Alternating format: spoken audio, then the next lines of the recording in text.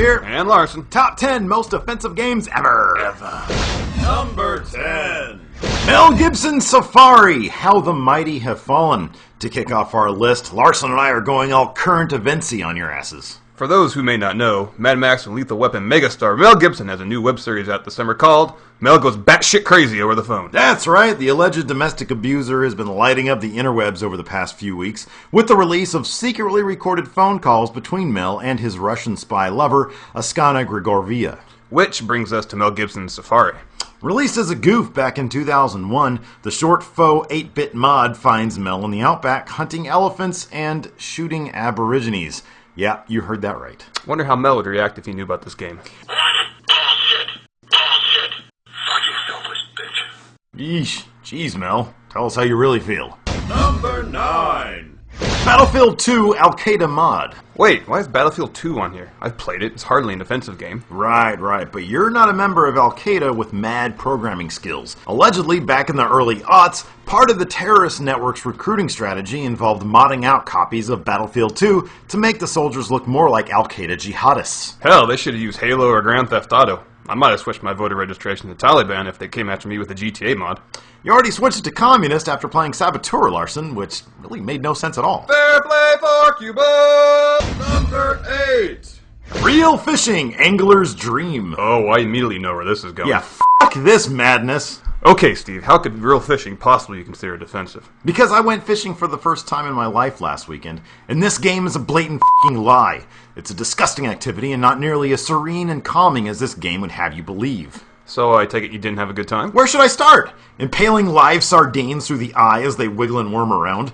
Catching a fish and watching it die a slow death from depressurization? Or having it vomit all over my goddamn shoe after I bring it on board? I need a hug. There, Steve. There. Number 7. Custer's Revenge. I'm feeling a bit rapey today, Steve. Then saddle up, partner, for Custer's Revenge. Wait, what does rape have to do with General Custer? Everything, if you're to believe this 8-bit 2600er from '82, released by adult gaming company Mystique. It's pretty horrible. Custer is just a horny toad that ties up and violates Native Americans. It says here the game sold for $49.95, which, in 1982 dollars, is roughly equivalent to $920. Number 6.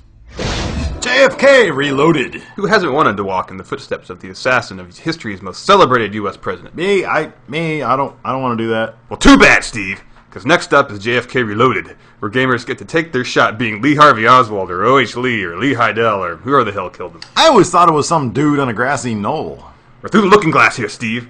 White is black, and black is white. Well, now you're just quoting the Oliver Stone JFK movie, Larson. It's a mystery, wrapped in a riddle, inside enigma. Not even the shooters know who did it.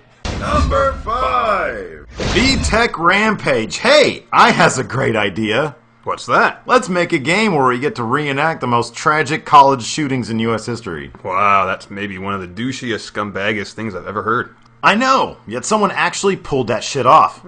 On the heels of the Virginia Tech shooting, Australian douchebag Ryan Lambourne created a repulsive Flash-based game that tastelessly reenacts the incident. Then he offered to remove the game from his site if he received donations totaling $2,000. It's guys like that that make me believe I may make it to heaven just yet. Oh, I wouldn't go that far, Steve. Ooh.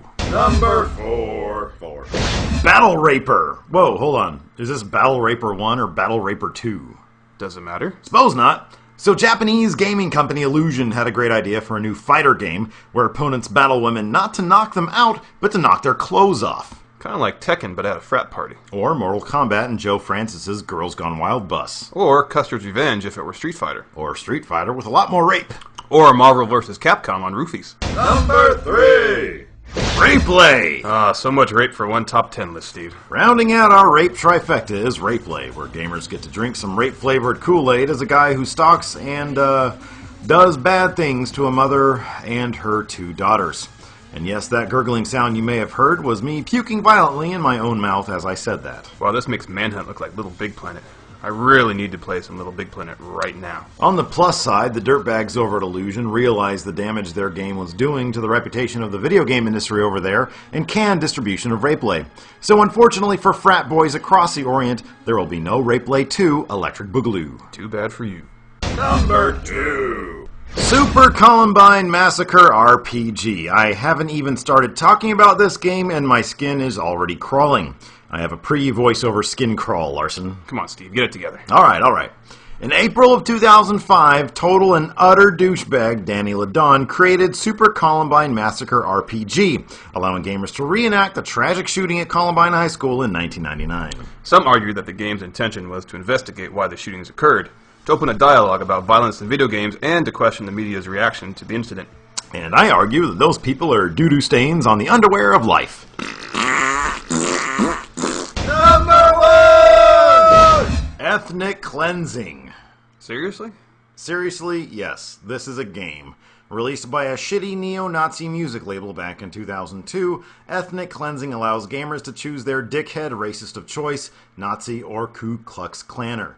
Then you can kill a bunch of minorities. Just when you think you've seen the douchiest of douches, you come across something like this. This is a whole new level of douchiness, Larson. A type of douche with a special douchey circle of hell reserved for it. After all these offensive games, Steve, I feel like playing something really unoffensive like the Wii. Or Little Big Planet. Or comparatively, Battle Raper 2. Whoa, you haven't learned anything, have you? I've learned that Mel Gibson doesn't like you wearing pink garments, Steve. And that green thing today was enough. You feel you have to show off.